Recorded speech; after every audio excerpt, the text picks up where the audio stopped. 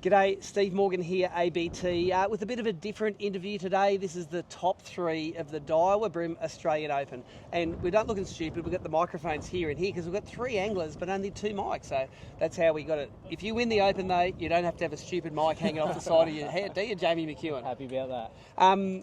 Jamie, you are now a 3-time Daiwa BREAM Australian Open champion. How does that feel? Mate, it's amazing, yeah. It's something that you sort of strive to do, but yeah, it probably hasn't quite sunk in yet to have taken it out 3 times, but yeah, it's starting to become reality that I've actually done it 3 times now. I think we have a saying about the Open: you've got to catch fish over 30 consistently every day, and I think this story is one of you being very consistent day after day. I think you were was it just over 3 kilos on day 1? Yeah, 3.1 on day 1. 3.6 on day 2, 3.6 on day 3. Did you weigh anything under 30 to the fork? Today I had one in there that was 29. Okay, but that probably weighed the same. Yeah, well, it was a fat 29. But yeah, there was just that one fish the whole time that was under the 30 mark. And 2nd, 3rd, and 4th place were separated by only 20 or 30 grams. Tim Vickers, myself, and Mario Vickers were all just vying for that thing. We were all a kilo behind Jamie, but one thing I noticed is I think the fish east of the Harbour Bridge weigh a heap more than the fish west of the Harbour Bridge. These like all local fish that are a bit darker and a bit skinnier. They were all pre-spawn out there. They were all spoofing everywhere. Like I get at them with thongs and I'm slipping over. Like I think they're heavier fish. I think there's a tactic in the heavier fish. Now you fished east and west, and what do you think? Yeah, definitely. I think the fish up where I was in Hen and Chicken and 5 Dock Bay and those sort of places, they were they were pretty spent. Some of them they were, but in 5 Dock Bay they were chasing around prawns yesterday morning. So there were a few healthier sort of ones, but yeah, no, they were a lot thinner than the ones you guys were getting sort of east of the bridge. And then talking about consistency, poor old Timmy only weighed 4 on the first day, and he will lament that because we did the maths, another 38 centimetre fish on day 1, you would have won the Open. And I weighed 2.5 kilos on day 1, and and you can't have a 2.5 kilo day really and expect to win the Open. So I think you were the only angler that had that real consistent finish. Yeah, we spoke about it at the briefing, and I think we've spoke about it before as well, that to win the Open, you need to have that 3 kilo and then a little bit better again if you can do it. And yeah, that's I think that's just the average. You need 3 kilo a day over 3 days. Take us through your technique. You won the grand final last year, cranking boats. Was that the same pattern here in the harbour, mate? If it ain't broken, don't change it. Yeah, 100%, mate. That's last year I come second to Daniel cranking the boats down in Iron Cove, and this whole 3 days has been the same, except yesterday I did notice, looking at the live scope, that there was a few bream sitting a bit lower, so I was throwing the mini muss in a sort of a black with a bit of a gold sort of fleck through it. But yeah, got a couple of key fish on that, bigger fish. And then yeah, as the day went on, I sort of stopped throwing that more and more when the bite sort of come up underneath the hull. Take us through your outfit. How many dollars has this thing won you here? This the Samaki C12. Mate, that's this has done more interviews than everyone else combined. Yeah, mate, I've had that rod for ages. It's a favourite. And you will notice the sexy new exist on it. What was your comments when you put the exist on? Mate, it was like, wow, this is cool. Reels are good. Yeah, yeah. I use the Daiwa stuff, the frames usually, and because they don't know frames. They don't last too long.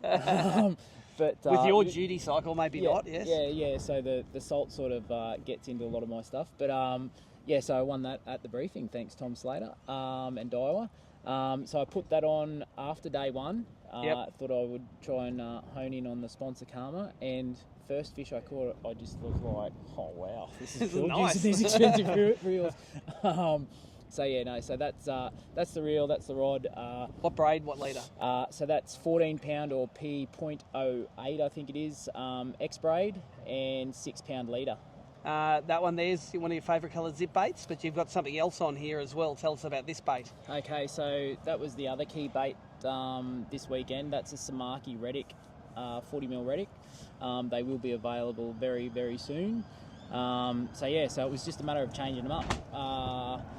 And they're just awesome out of the box, and the design that Josh has put into them, they've been in the thought process and back and forward for the last probably 3.5 years until he's got them spot on. So they have their silent, suspending, casting weight. Cast nice and straight? Yeah. Yep. Yeah.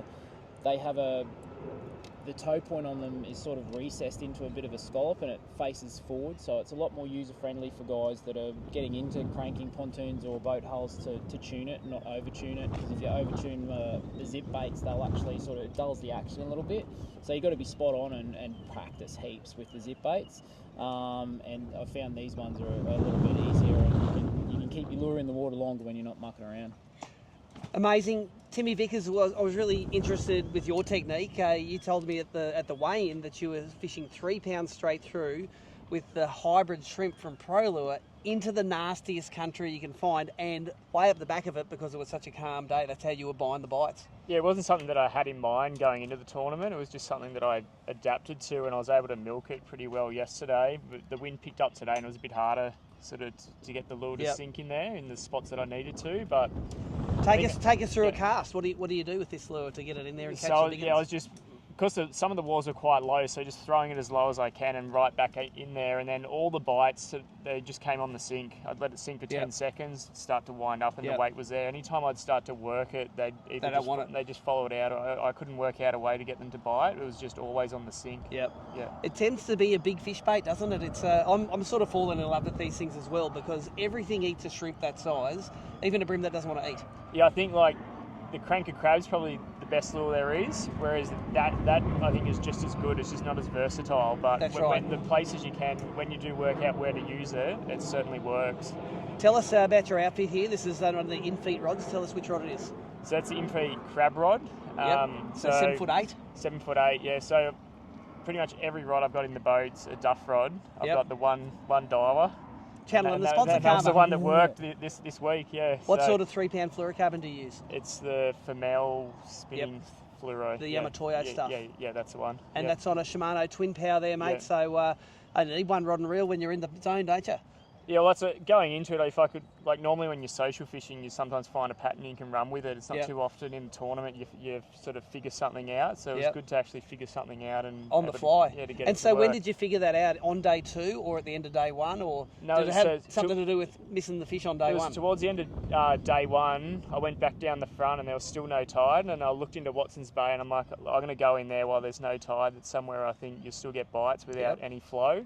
And I think I got a 34 fork about the second or third cast when I went in there, and then I got about 3 or 4 fish out of that spot. Yeah. Wow. And then going back there, I went there first thing yesterday morning, got pretty much a 36 fork first cast. And they are big, local, hard fighting fish. It was pretty crazy. It had me in there around the pole. I took a picture of it. I was getting my boat back out. I had it into the console all the way in. I don't know how I actually landed this fish, and I netted it over the bow, and then took a picture because I was like, that's insane. That's fantastic. I'll tell you what, I didn't see too many boats in the Eastern Harbour, but you were down there, Chris Dixon was down there, and you were fishing the same structure as Chris. So you've given Chris a fishing lesson this weekend with that technique. Yeah, this was the one thing that I could get them to bite on. But the big fish one big fish that I got yesterday was off a boat hull. I was fishing the wharves and just swung the live out, and I saw this boat light up with all the fish under it. Flew out there and got the 37. But nice. Pretty much all my fish were wharves, and then one good fish off a boat. Yeah. Well, everyone who watched my live stream through the weekend worked out that if I was throwing a stick minnow in shallow water on boats, I was catching fish, and if I tried anything else like going up Middle Harbour or trying any history, it was just an absolute bust. I went up on Middle Harbour on day 1. It sucked. I went up there today for a couple of hours, mainly to get out of the rain. It also sucked. Literally all of my gun spots from a couple of years ago when I won the Open did not work at all. I'd go back into the harbour, I'd find where the wind was blowing onto the bank and fishing the very shallowest boats and throw the stick minnow in. It's a reasonably easy technique. I'm looking at it with forward-facing sonar, but I'm usually looking at it sort of after I throw. So you throw in, then you point it at it, and if there's a big mass of fish there, you leave it. You've got to lay your line down, you've got to sink it without twitching it, just let it sink all the way to the bottom. And normally on the forward-facing sonar, you can see a bream just swimming away, and it's like, know what he's got. He's trying to take this away from all of his mates. So that's a little Ostackle stick minnow. I use some TMCos as well, and Adams from fishing.com.au use his. Whichever one's got the best hooks on it in my tackle box is what I use. That's on a in-feet 7'5" ULFS EX in-feet rod, and that's a 2000 with 3-pound Daiwa finesse fluorocarbon on it. I think I've had this rod in my hand all from the start of the Hawkesbury to the end of the Open. So that's the wrap up from the top three. A